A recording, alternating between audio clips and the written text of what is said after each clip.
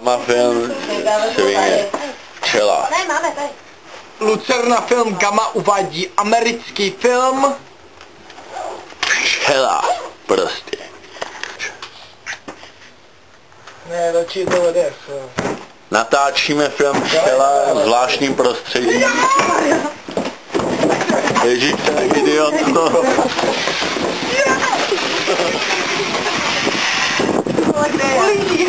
To byla včela. Idiot film uvádí včela. Takovýho vypravování dokonce. Ten idiot to odpálil dřív než měl. Film Včela. Jakže se jmenuje ten film?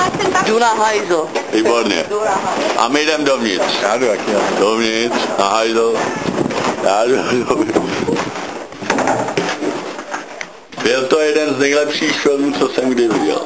Fontána. To je Další film z produkce Lucerna film. Rychle. Já ji musím odpálit, to musím začít dojezek, kdyby to... A jdeme. Ne, počkej, já to musím zapálit, jak to... Tam je vítr, ne? Zvláštní Lucerna film uvádí včela. Jedu. No. Moment, zapalujem Lucerna film tady. Ach kurva.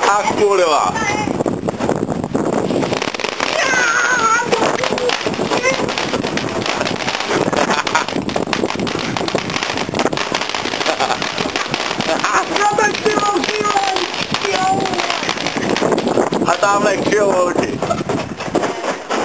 To byl jeden z nejlepších filmů, co jsem kdy viděl. Teď tady jiskry z komína, hodně.